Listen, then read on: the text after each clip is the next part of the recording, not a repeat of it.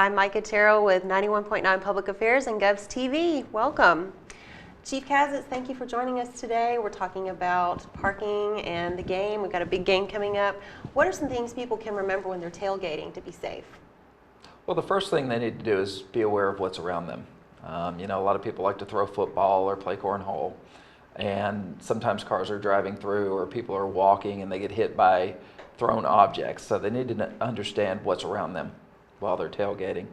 If they're grilling out, they need to figure out what to do with their coals. It's not appropriate to just pour them into the parking lot or into a trash can because it is possible to start a fire.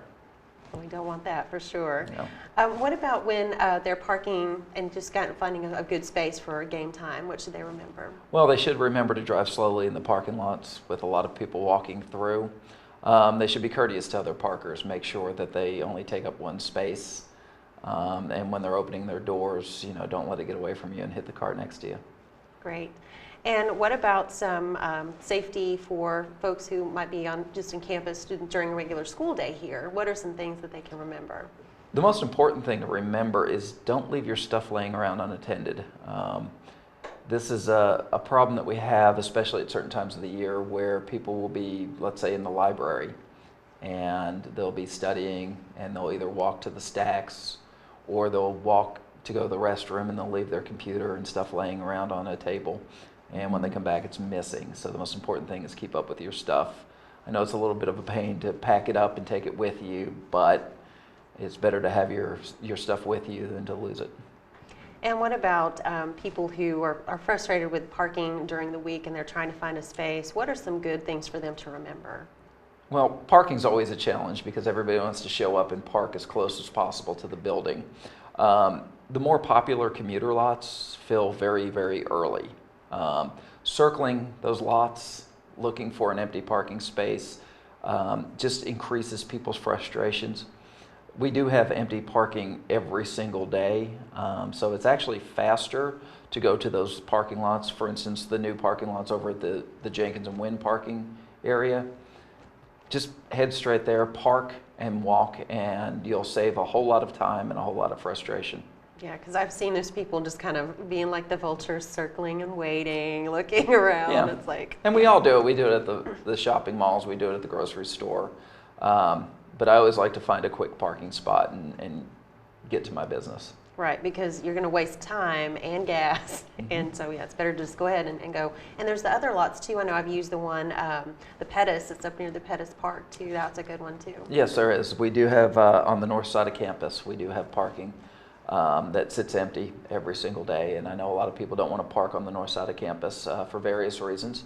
But it is available. And, if you have any questions about safety or crime statistics in certain areas, because you want your car to be safe, we'll be more than happy to discuss those with people if they just ask. Great, Chief. Thank you. Now, I know you guys are really active on social media, particularly with the parking concerns. What is your handle on Twitter so people can follow you? On Twitter, we're at APSU Police, and anything we put there automatically goes to our Facebook page, APSU Campus Police. We have even brought up a presence on Yik Yak. One of the issues that we have with Yik Yak is people will report things to Yik Yak that are not entirely true. And so a lot of rumors go out there. And so when we see something like that, we try to post stuff to dispel those rumors. So, recently we had a report that someone was attacked on campus. We had no other reports except on Yik Yak. And as we finally tracked the person down that was saying it, it turned out to be false. So that's kind of troubling, Yes, it is. But I guess, you guys are diligent. You'll check out, make sure that everybody's okay. We want to make sure that the information that people are getting is accurate. And if we do have a problem that hasn't been brought to our attention, that we can address it. Mm-hmm. It was more important to me to find out if this person was safe and what happened to the person that was reporting this on Yik Yak. And investigating that fully, because if we do have a problem, we need to alert the campus community. So it took a while to get the person to come talk with us, and as it turns out, it was not true. Yeah, well, at least, like you said, you checked it out and everything. So that's good to know. So Twitter, Facebook, Yik Yak. What about Snapchat and Instagram? You still? I haven't figured out how to use those yet. I know that sounds bad. I know Instagram's a picture thing, and I had meant this summer to start looking into it to increase our presence on there. And somehow the summer got away from us. So we're still continuing. We even have a YouTube channel that we have one video posted that I haven't used yet, and I've been meaning to use that as well. But those are all really great things, because I know a lot of people, that's how they get their news and information. Now, you guys obviously respond, though, to when people send you a question or a concern. So Yes, that's awesome. we try. Great. We try to respond as quickly as possible.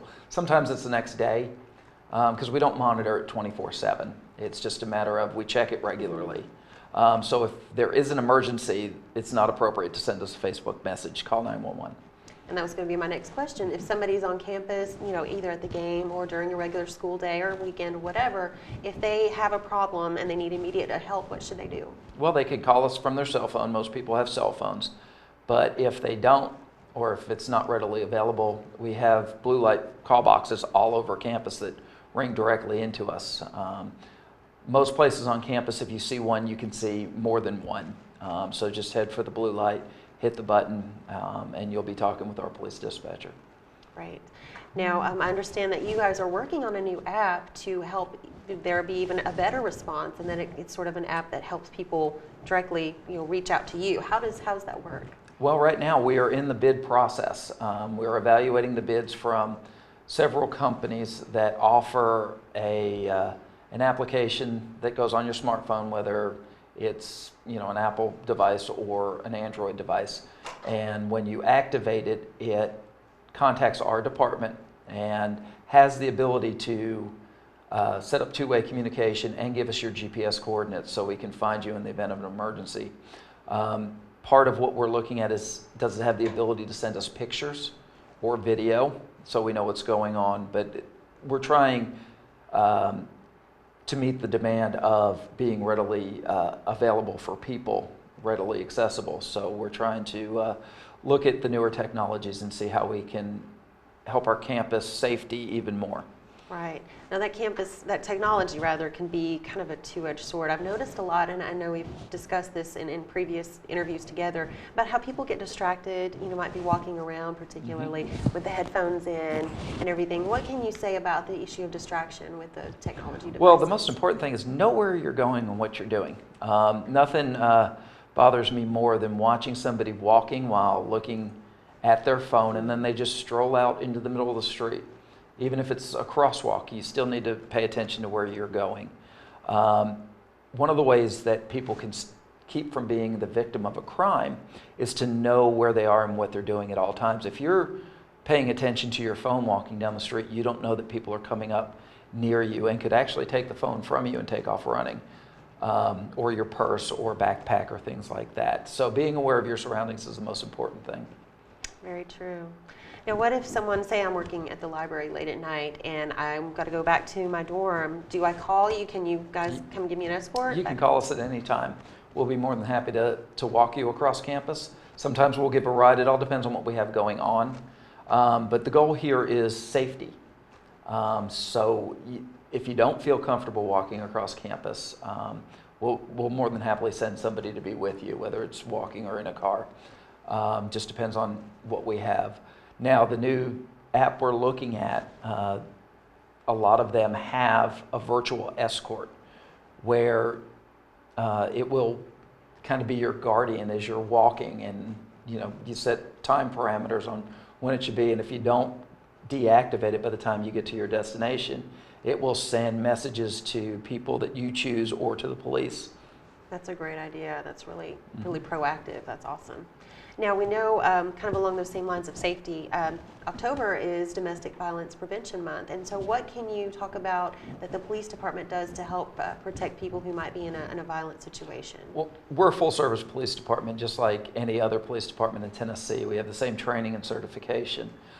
So if you find yourself in a domestic violence situation, call us. There are certain laws that protect victims of domestic violence a little bit more than if you're the victim of a simple assault between two strangers. And we have access to other agencies that we can put people in touch with to help them through this entire process. Great. Now, as far as Austin P is just one of many state universities now that has a new law in effect regarding concealed carry permits, and we have approximately about more than 24 now, correct? I think the number as of this morning was 29 people who are registered to carry a handgun on campus concealed, but that's only for faculty and staff, full-time faculty and staff. It's not for part-time employees, it's not for students. But one of the things that they have to do is they have to have a state-issued concealed carry permit, and they have to register with our department. They have to come to us, fill out a form. We make some photocopies of their permits and their faculty staff ID. And then we also share that information with the Clarksville Police. Right. So if some sort of situation happens, say there is a gunman on campus, that new law doesn't mean, okay, that I can just be a vigilante, right? No.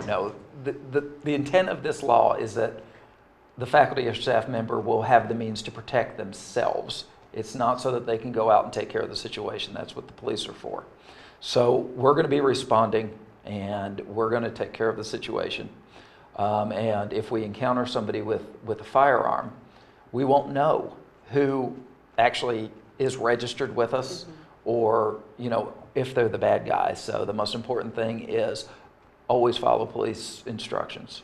Exactly, and that's so important because you guys do a dangerous job. You have a lot of, like you said, you might be encountering someone who is armed with who knows what. So it's really important that we as citizens, work with you, and of course the respect goes both ways, right? That's absolutely. Right. Now, obviously students, you said students can't carry weapons. Students can't bring any kind of weapon at all, right? The students need to look at the Student Code of Conduct that's put out by Student Affairs to make sure that they're protecting themselves. I always get the question, well, if I have a permit, and if I bring it to campus, is that illegal? No, it's not illegal, but it's against the Student Code of Conduct. And so they fall under different stuff that has absolutely nothing to do with the law and will be dealt with through the judicial process. Right. Now, if, for instance, I were a full-time faculty person and I did have my permit, but I was taking a class, would I be able to store my gun, say, in my trunk of my car or anything like that? You bring up a good point, because even if you are registered, if you're a faculty or staff member, but you're registered for a class, the law says that you're considered a student and you are not eligible for this. So the best thing to do is lock it up someplace safe and keep it off campus. Right. Now there are certain areas that this law that people are restricted from having weapons at all. What are some of the areas on campus that includes? Well, if there is a university-sponsored event, for instance, at the stadium or at an auditorium. So you have a football game coming up this Saturday. Even if you have gone through the process and you're eligible to carry on campus, you cannot carry during the football game at the stadium. You can't do it in any sports venue as long as there's a university-sponsored event there. If there's a theater production in one of the auditoriums, you can't do it there. We have a middle college on campus, so that's in the Marks building. The areas that are completely controlled by the middle college, people can't carry in there, or at the daycare that's in the Sexton building. If there's an office that provides medical services or mental health services, they're not allowed to be in there either. So right now they're in the Ellington building. So certain parts of Ellington are off limits. Those two services are moving to the Ard building right across College Street. And so once they're over there, that entire building, since that's all that is going to be in that building for right now, that building will become off limits. Got it. Now, what about situations? Say we have two professors who are having a disagreement, or maybe there's going to be a disciplinary hearing that those professors are involved in. They wouldn't be allowed to carry those weapons which they have a permit for. No, any matters of discipline, whether it's dealing with an employee or a student, those meetings can't have a weapon involved, or you can't carry in there. It's the same way with tenure issues. If somebody's going up for tenure, those meetings, no one in that room can have a weapon. Okay. Great. Well, Chief Michael Kazis, thank you for stopping by. I didn't have any other questions about safety and concerns. Did you have any other thoughts you wanted to share? No, just I think the most important thing is to realize what our most prevalent crime is here on this campus, and it's theft. And normally it's because we don't take away the opportunity for theft. So, when you leave your residence hall room, always lock your door. If you're studying in the library or if you're in the UC, don't leave your stuff laying around. Make sure you take it with you and take away that opportunity for somebody to take your belongings. Right, because it happens that fast. Yes, I it know I've does. heard people being like, oh, I just left my bag to go to run to the restroom, and then they come back and their stuff's gone. So yeah, great, good stuff. Chief, thank you so much. And I'm Micah Terrell with Govs TV and 91.9 Public Affairs. Awesome. Okay. Can we do one more in where Yeah. you introduce yourself, name, title, and then one more out? Just Yeah. So when we're editing, we'll have those. Yeah, extras that's for- fine. Yeah, All right. So we'll just do one more in. And Okay. Then we'll go to Buck and then one more. when we're out. Okay. And Hello, I'm Micah Terrell with Govs TV and 91.9 Public Affairs. We're talking about safety and how you can be safe on campus. And joining me today is our expert on safety, Chief Michael Kazitz with the Campus Police Department. Chief, thank you so much for stopping by. Thank you for having me. Okay. and then- Okay, one closed. Okay. This is cheating, This is the miracle of editing. Okay. Thanks so much for joining us. I'm Micah Terrell with Govs TV and 91.9 Public Affairs, and I was joined today by Chief Michael Kazitz. Thank you so much for watching. All right, yay. And That's how we. Yay. That's awesome. Chief, you did great. Thank you. You're You're easy awesome. to talk with. All right, Try. Try. Was like, all this. That's how we. Yay. That's awesome. Chief, you did great. Thank you. You're You're easy awesome. to talk with. Try. Was like, all this.